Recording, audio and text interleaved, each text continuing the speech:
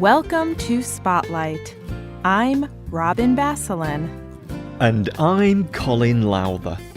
Spotlight uses a special English method of broadcasting. It is easier for people to understand no matter where in the world they live.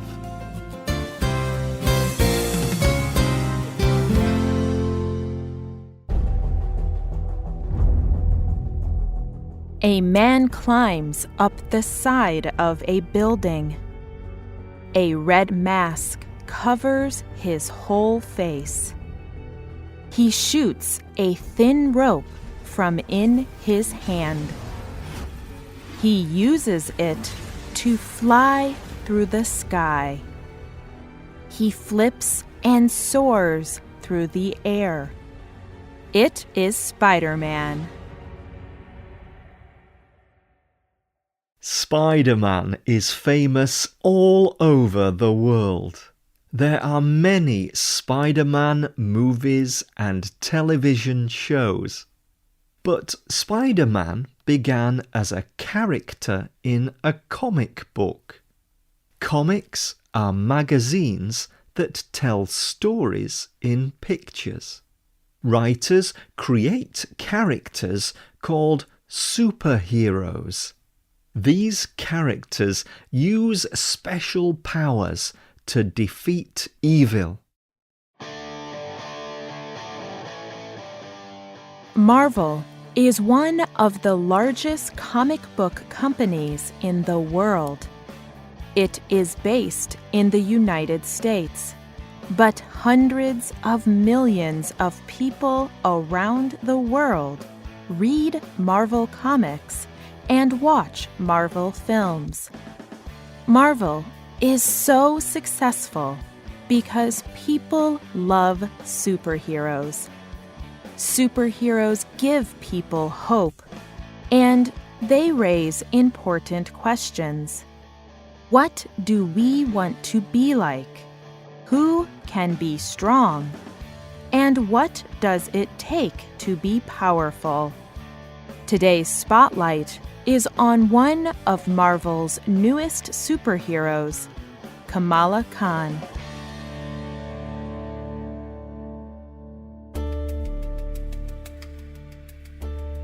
In 2014, Marvel released a new comic book series.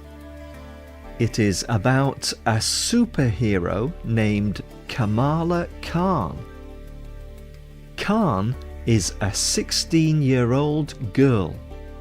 She lives in Jersey City, a large city across the river from New York City.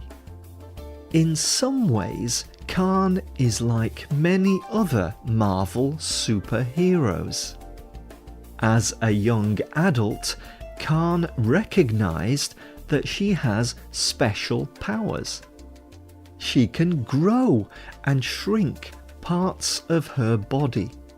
She can also change her shape into different forms. And she uses these powers to fight evil.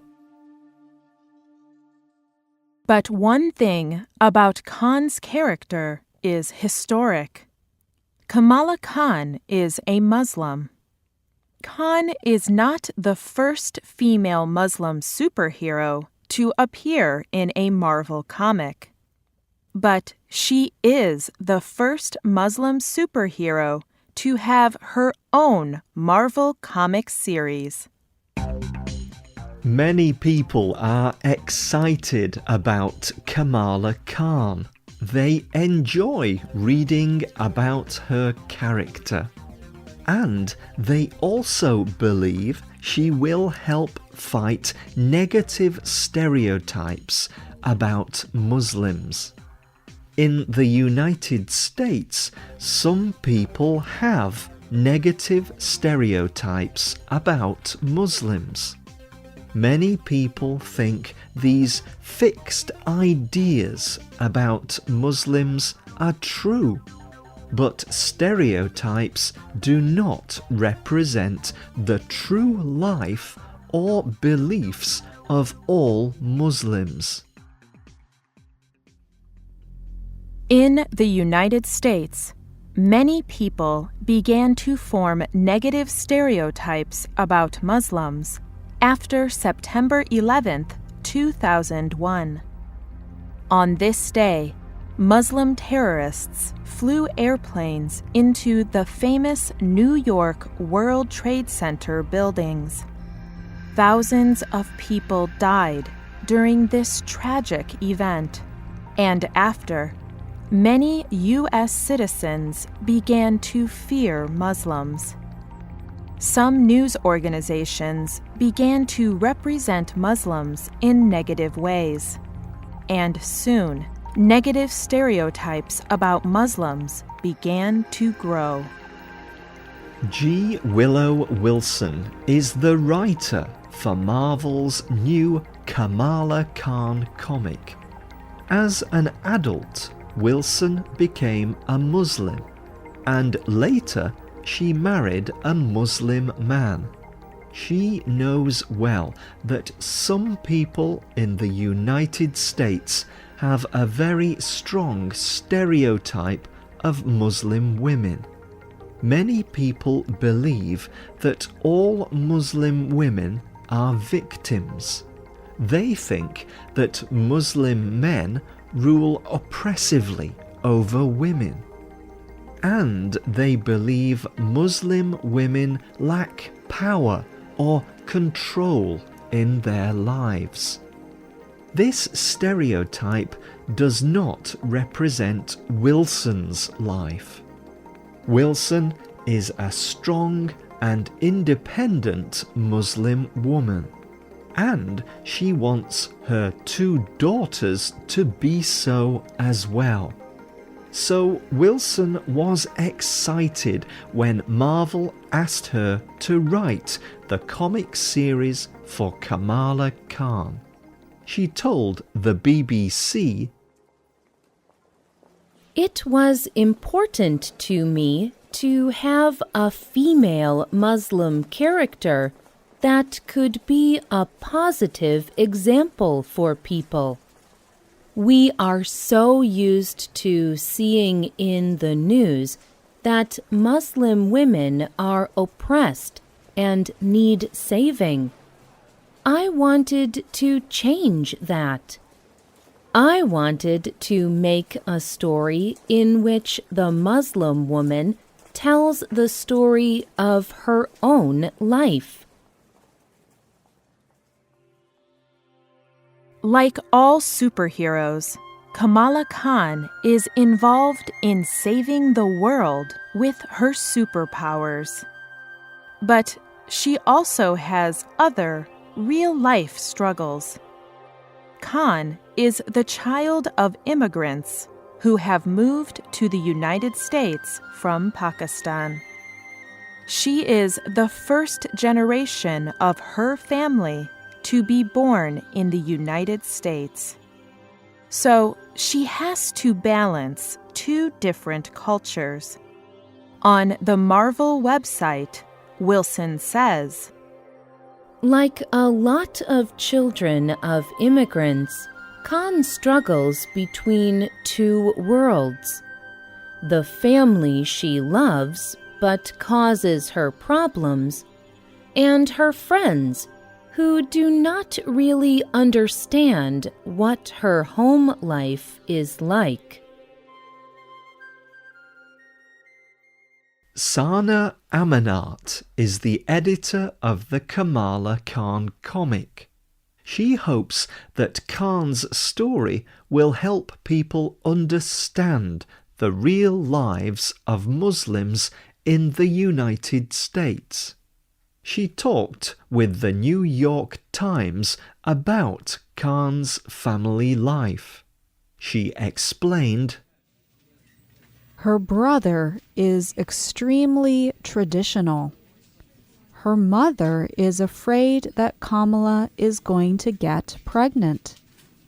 Her father wants her to concentrate on her studies and become a doctor."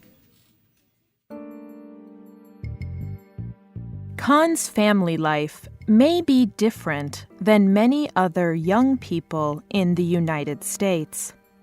But in many other ways, she is like most other young girls. She wants to go to parties.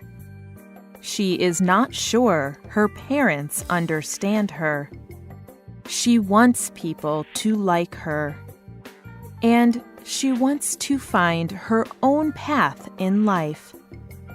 These are things all young people can relate to.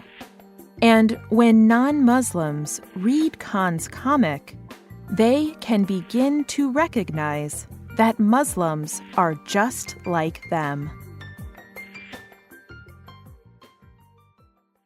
But not everyone agrees that Khan's comic will change negative stereotypes.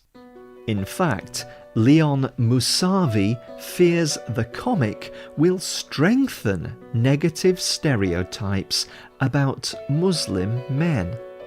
Mousavi is a writer and university professor. In a story for Al Jazeera News, he wrote, "Is Khan really a strong Muslim woman? Or is her story only a tool to confirm a stereotype of Muslim men, that they are oppressive and need to be restrained?" Chelina Jan Mohammed is a British writer and Muslim woman. She believes that Khan is clearly powerful, and she sees much good in this. In a story for the Telegraph news organization, she wrote, Khan's very existence as the lead superhero makes room for the discussion about how America sees power. Who can have power, and who has the right to be powerful? Do Muslim women have the right to be powerful? Khan begins to move our answer toward yes. Do you think Kamala Khan can change people's ideas of who can be powerful?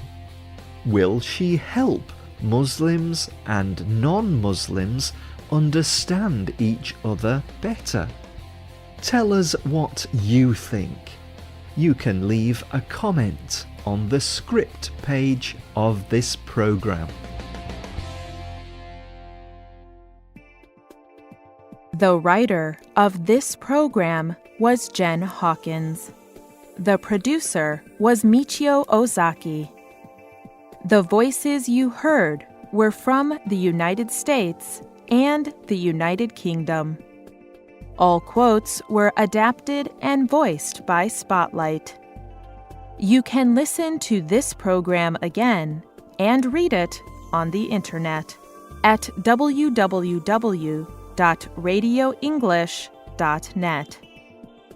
This program is called Kamala Khan. We hope you can join us again for the next Spotlight program. Goodbye